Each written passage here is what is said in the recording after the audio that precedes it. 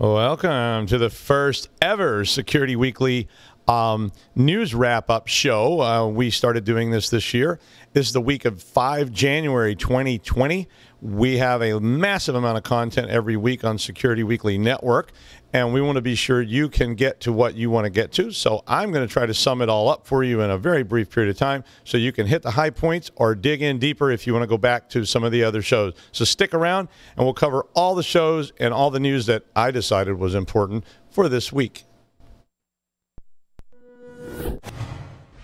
This is Security Weekly. For security professionals, by security professionals. We interrupt our program to bring you this important message. It's the show that keeps you up to date on the latest security news twice a week. Your trusted source for accurate security information and expert analysis. It's time for Security Weekly News.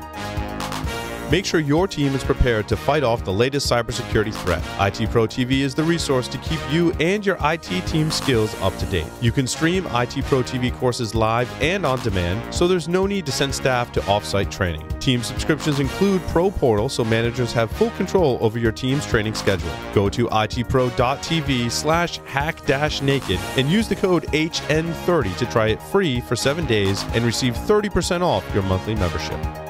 As technology continues to evolve and expand, so have the countless ways our critical systems can be put in jeopardy. Ransomware attacks, misconfiguration, user error, and malicious threat actors, to name a few. As IT infrastructures continue to grow and diversify, how do you ensure stable security? Core Security, a help systems company, provides an analytics-driven, layered approach to security with a portfolio that enables both proactive and reactive responses. With Core Security, you can reduce risk by limiting access, detect upcoming and active threats, test for security weaknesses, and efficiently monitor data for actionable insights. To learn more, visit securityweekly.com/core security.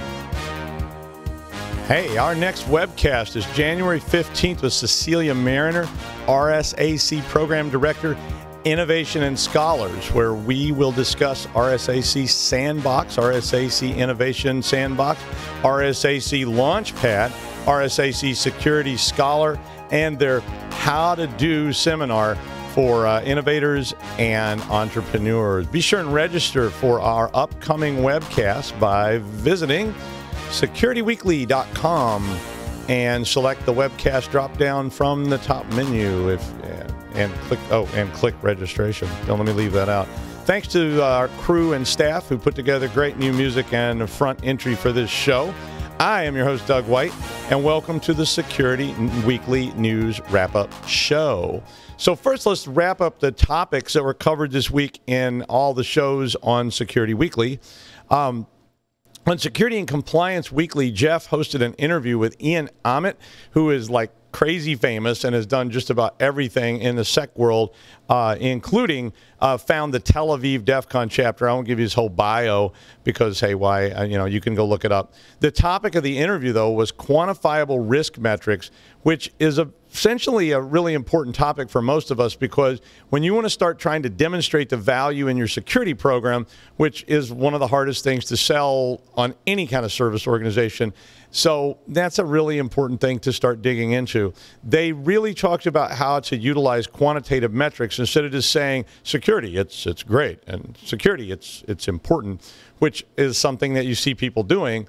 They use these quantitative approaches to try to bring everyone around to the idea of the true value of your security organization. On Application Security Weekly this week, Mike and Matt discussed privacy by design, the 7 foundational principles.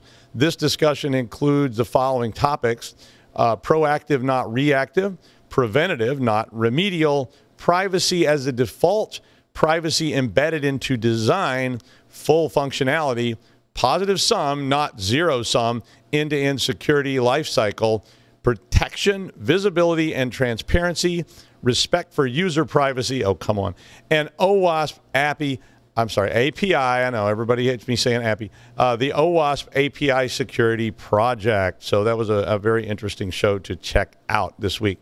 On Enterprise Security Weekly, Paul and Matt talked with Britta Glade and Linda Gray Martin about the upcoming RSAC 2020 conferences. Britta is the Director of Content and Curation for RSA, and Linda is the Senior Director and General Manager of the RSA Conference, which happens out in San Francisco. The topic of the conversation was what you should expect from RSA 2020 conference this year, and how exciting it's going to be. If you've never been to RSA, you should probably check it out. It's like I went, I was a guest speaker 2 years ago. It was pretty much crazy. Waiting on the call, but it's a fun time in San Francisco. These guys talked about the high-level overview of the conference this year and the content that you might expect, and the human element, which is the overarching theme of the conference in San Francisco this year. Paul and Matt also talked about Docker container security, vulnerable upon inception. Even I'll say inception. This is a very important topic and near and dear to my heart. I love Docker. I love containers. But look, when you instantiate a Docker container, well, if you built it, you theoretically know what's in it. But if you downloaded that container from GitHub, which is a very common thing to do, and we've all done it, and it's kind of one of the basis of that, you really may not know exactly what's inside of it, or you may not know how it was configured or what's set up. So one of the things you really need to be aware of it. It's not that hard to build scripts inside a Docker container because it can be an operating system or Linux or whatever of any sort. And once you do that, you put it up on GitHub. It looks useful, and boom, I could embed a Trojan in that phone's home or whatever you want to do. So definitely check that out if you're using Docker containers. On Business Security Weekly, Matt, Jason, and Paul talked about the best and the worst of 2019. Boy, you don't want to be on that worst list. They actually listed Amazon, Apple, and Lululemon as 3 of the best performing companies of 2019. And you could probably guess these 3 for the worst list. Boeing, sorry guys, Facebook, and Pacific Gas and Light, 3 companies that had a lot of both physical and virtual struggles during the year. Leadership articles that were included in the show include CIO and IT leadership trends for 2020, leadership books for January 2020, how to replace resolutions with habits and make your life mean something beyond 2020. I don't know, maybe they should have put good habits in that title because some of us keep replacing things with bad habits. The right way to form new habits, again, maybe good habits. How to handle speaking in public when you're not a public speaker. All of us narcissists out there can say, well, it's hard to fathom that people have trouble speaking in public, but a lot of people do. And 5 questions you can ask to learn about company culture in a job interview. Look, you can never have enough interviewing skills. I will reiterate that. I do interview people professionally, and I do mock interviews with people sometimes, and I'm surprised at how few skills people actually have about interviews, which end up affecting you pretty much your whole life. And I've seen that all the way from C-level down to entry-level. People have no idea how to glean information from an interview, and they have no idea how to actually perform in an interview so that you get the jobs you want and you get the information that you need while you're doing those interviews. On Security Weekly News, Jason's expert commentary focused on, you guessed it, Iranian cyber threats, practical advice for security professionals. He's basically summing up a lot of different stories that came out this week as we faced off into the abyss of World War III early in the week. That seems to sort of be abating now. But Jason was summarizing up, essentially you should focus on operational basics, patching and ensuring that your backups are safely stored and that they're restorable, and that you understand that collateral damage, which can occur when an attack focused on someone else starts to spill over and affect your organization, and reminds us that despite the fact that there is an increased threat profile being warned about from Iran, you've been plugged into this hostile network 24/7 all along, and you really, really, really need comprehensive defenses in place regardless of the state of world affairs. Great little segment there that you can tune into. I'm a huge fan of that. I think that despite people hearing all this, heightened, the reality is that the threats were there in the first place. They've been there. So you need to be on top of those kind of threats if you want to stay safe in the modern world. And finally, on Paul's Security Weekly, Paul, Larry, Lee, Jeff, and Tyler had an interview with Dan DeCloss from PlexTrack. Dan is the founder and CEO of the company, and they were discussing the discussion there centered around improving pen testing outcomes with purple teaming. Always an exciting topic, and some people there that really know what they're talking about on that matter. So if you're interested in purple teaming, check that out. The second segment last night was a cool tech segment with Ambuj Kumar from Fortinix. He's the creator of runtime encryption technology, and you really probably should check that segment out.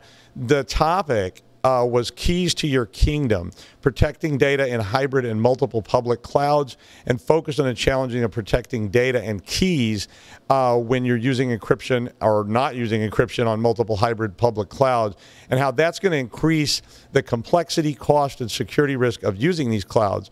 So when you move into the cloud, how do you keep your crypto keys, your shared secrets, your tokens, hashes, salts, and all this other stuff secure? And of course, they had security news. I love the conversation around keys in the cloud. We've seen some people on different shows through last year talking about this. It's challenging.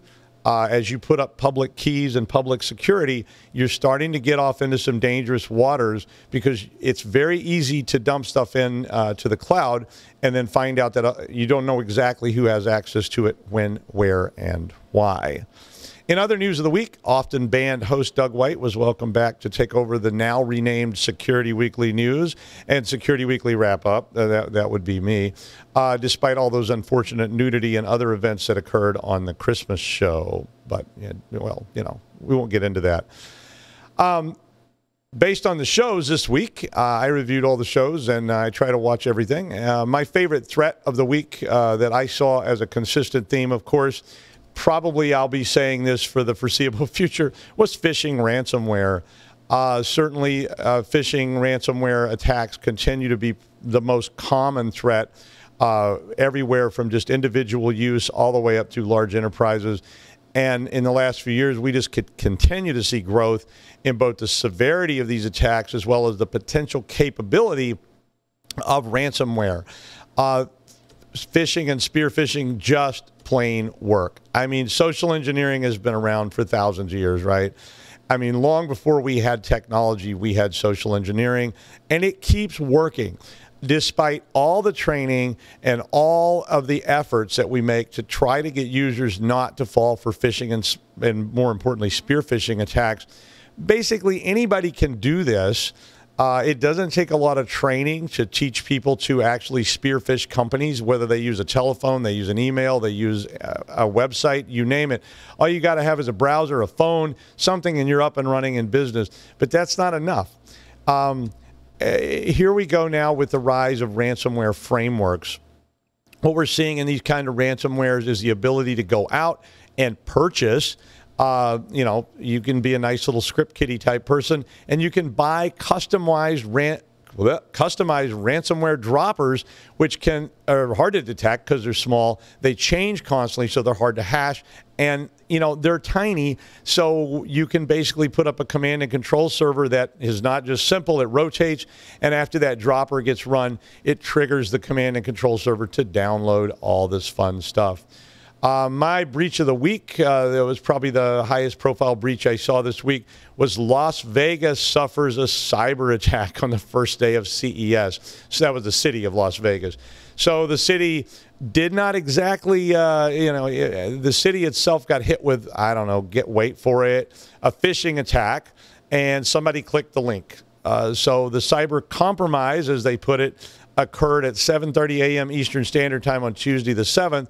Which just happened to be on the first day startup time of CES. A local cybersecurity expert in Las Vegas named Garvin Bushnell basically went live and said he believed Iran was to blame, although in that segment that I watched, they didn't actually provide any information about the attack or how the conclusion that it was based in Iran was reached, other than the fact that there was a heightened state of concern about attacks from Iran. Las Vegas city officials said they did not know who was responsible, and the city had everything back up and running by Wednesday morning. But, by Wednesday morning. So that was another 24-hour outage on the part of someone due to ransomware phishing attack. Things to read up on this week. Iran is certainly on everyone's mind, and there were a lot of thrusts and counter thrusts that occurred early in the week. Seems to be fading at the moment anyway. Numerous cautions came out from various agencies, DHS, CISA, and all the rest. And of course, the general state of concern when you're reading the news and you're starting to hear about cyber war, World War III, cyber war, World War III being triggered by cyber war, and on and on and on. There were about 1 million headlines about this. I personally think a review of your general defensive state this week and all your plans is the best medicine when you see these heightened states occur. Use that opportunity to trigger some drills, some evaluations of your ability to respond and recover from attacks that are outside your normal audit plan sequence that you have. And you do have an audit plan, right? You check this stuff like regularly. Yeah, I hope so. But you may not. So while there is certainly an increased threat of cyber attacks from various nation states in the world, just be sure you use this as a reminder to evaluate and improve your general defensive posture. I did put the MS-ISAC CVEs that they announced, excuse me, that they announced that occurred from malicious Iranian actors up on the wiki. Every single one of those was a known vulnerability that has been out for some time, but these were associated with Iranian threat actors, and I put all the CVE numbers up so you can check that out. Folks, this was one of those patch and patch often kind of opportunities. If you don't have a good patch plan, you may have missed some of these. If you're still waiting on your patch team to review these old CVEs, you may be sitting there with a known vulnerability. And if somebody is deciding to attack, well, guess what? You may be one of the people they get. My malware of the week, and I've just sort of been picking malwares for fun. I saw some chatter about Quampers. Quampers is a really old piece of ransomware that originally targeted the healthcare industry. It was written by a group called Orange Worm back in like 2015. But I saw a resurgence in that in 2018, and now new framework-driven forms of Quampers is starting to be out there. It was originally just a Trojan, but it appears to be evolving into a framework that can be used, like we discussed earlier, to act as a dropper or a download dropper for all these. It's got obfuscation built into it, and it basically then can insert components into memory, disable services, all this kind of stuff starts being seen, and we saw some alerts talking about Quampers this week. So you may want to be sure and keep up on that.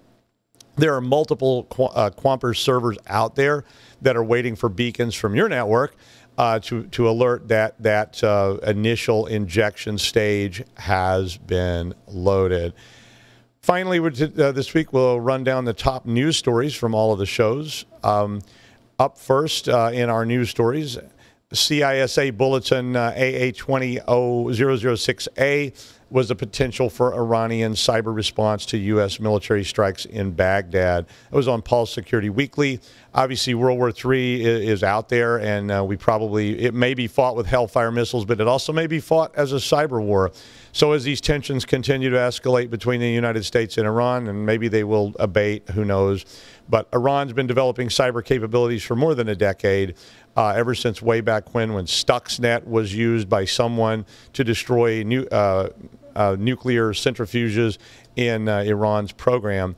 Iran has spent a lot of time developing its own version of YouTube, developing its own cyber command, and CISA issued essentially a bulletin warning everybody to up their defensive awareness and details about some of the threats that may be possible from Iranian threat actors out there. Don't forget, Jason Wood did cover this on Security Weekly News, so you can go check out his expert commentary if you want to read up on that. The Pulse Secure VPN, basically this exploit, which was from early last year, is still out there.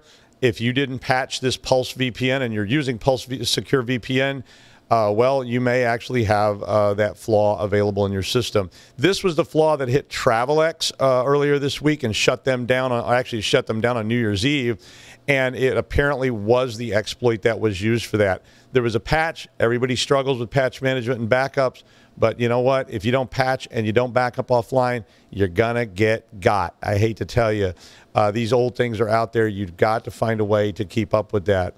Facebook announced that they were moving to detect and remove deep fake videos from Facebook. They didn't really get into how they were going to do that. This was a discussion on Pulse Security Weekly last night. How are you going to figure out what's a fake, what's not a fake? How are you going to remove these fakes, and when are you going to decide to leave them up or take them down? We all know we can trust Facebook, right? Yeah. So far, I'm not so sure that this is going to have much effect on fake news and deep fake videos, but that seems to be the focus of that. MITRE announced an important framework for ICS, again from Pulse Security Weekly. I'm a big fan of this topic. I love for us to start looking into a way to map threats onto our organization. I call these Rorschach tests for security.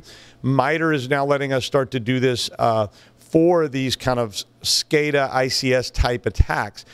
We all know that ICS is a big, big gateway these days, and it's starting to be targeted more and more. ICS is something that just proliferates companies, whether it's in the form of thermostats. They're starting to proliferate just about everywhere, controlling valves, controlling relays, controlling robots. Every bit of this stuff is out there, and we often neglect these systems. These systems are often old as well, and sometimes they can't be updated either. Certainly, we've seen in my lab ICS systems that have firmware problems that just can't be patched. This next story I put up, it's a little bit of an exaggeration. It sounds worse than it is, so be sure and read the whole story. But the headline was 4 Ring employees were fired for spying on customers. Again, on Pulse Security Weekly. People are going to look. You get access to this data. We've seen this over and over in IT organizations where people read other people's emails, they read other people's texts, they read other people's whatevers, they look at videos from people's office cams, they snoop and eavesdrop on meetings and so forth. It's very, very difficult to deal with this kind of threat because you do have people in your organization, probably you watching this, that have access to streaming content. As more and more content gets streamed, it means there are more and more opportunities for people to actually tap into those streams. So Ring fired 4 people, but here's the reason I said this was a little bit of an exaggeration. I think Ring's got some focus right now because people were actually using Ring cameras and doorbells to talk to people in their homes a couple of weeks ago. That was all, according to Ring, just credential stuffing attacks. But now they're actually getting employees out of there. The reason I said this was a bit of an exaggeration, these were 4 people fired over the past 4 years. So it was not one single incident where 4 people were doing something. It was over a long period of time. But it does let us know that even the toilet cams here at Security Weekly are maybe not 100% safe. So I may just step out to the alley when I need to go to the WC. Another story, car hacking hit the streets. On Pulse Security Weekly, they're talking about if you're buying a new vehicle these days, well, guess what? I bought one. Mine is heavily connected to itself, like Bluetooth valve stems. It's heavily connected to me through Apple Play and other means in the vehicle, both wired and Bluetooth, and it's connected to the cloud via both my phone as well as its own cellular connection. So even as far back as 2015, there was evidence being developed that that Jeeps were being hacked on the highway. We have seen these attacks be focused mostly on, about 30% of them were on keyless entry, but the application servers for the service is now at about 27% of attacks on these vehicles. That application server obviously is connecting a massive amount of data about you, your driving habits. We're already seeing insurance companies offering discounts if you'll allow them to install an app in your car to track your driving habits. And if you're speeding, if you're blazing through school zones, or, I don't know, swerving crazily on the freeway, these apps are all tracking that. So this is almost like DNA data for your life. Tesla started a bug bounty program as far back as 2014 on Teslas. You're now seeing other manufacturers. Toyota added one in 2018. Ford added one just last year. So you're starting to see people actually worry about this kind of stuff. A story that's basically another credential stuffing story on Security Weekly News. I like to put these up because I have a real problem with credential stuffing. It really worries me because I see this all the time. Your users are out there. They're putting the same username password combinations up on sleazeman.com as they are at work. And it's very, very difficult to control this behavior because you don't have access to all sides of this. If a user puts their password in balloonfetish.com, you may be giving up your own local credentials on your nice lockdown network without actually any effort on the part of hackers. That actually traces back again to that Ring story about this kind of stuff. I won't cover all the stories on ransomware compromises that happened this week. The two that I covered were the TravelX story on Security Weekly News, and also on a story in Saskatchewan where medical services were compromised, again with ransomware. Both those systems were down for multiple days, trying to get them back online. This gets scarier and scarier. It all, it's ransomware. Some of these are being tied back to credential stuffing, but more commonly, they just are the result of spear phishing attacks, pushing droppers into your network and allowing overprivileged users, and we all know what we mean by that, basically, that. In other stories that we're just basically getting numb to, I think, at this point, Landry's Restaurant, along with another whole pile of different groups that belong to that Landry's restaurant chain, Joe's Crab Shack, Rainforest Cafe, and Hilton Hotel Restaurants, all said that a breach occurred. These things hardly rise to the level of notice anymore, it seems like, because we see so many of these breaches actually occurring. They did say the instance of this was low, and apparently the clerks were mistakenly swiping the wrong systems with cards. Finally, mergers and acquisitions this week. Pulse Secure and SecureWave formed a partnership. Broadcom acquired Bay Dynamics. Mimecast acquired SegaSec. And Cloudflare acquired S2 Systems. My favorite non-security story from the week was Hasbro acquiring Death Row Records. I don't think it was really a security story, but, Death Row, if you're not aware, back in the 90s was the West Coast home, a Tupac, Snoop, and a lot of other famous rap stars from that era. There was a lot of violent feuding involved with the East Coast, West Coast record labels. You've all read all those stories from a long time ago, but I guess it was just a modern irony that that Hasbro Toys acquired Death Row Records. So, whatever. Basically, obviously, the biggest news story of the week, I think, was the Dr. Strangelove stuff, where we keep streaming on towards World War III and World War III Cyber Edition. Thanks for joining me on the very first episode of Cybersecurity Wrap Up. Keep those cards and letters coming in. And that's it for the week of 5 January 2020. And I will see you next week right here on Security Weekly News Wrap Up.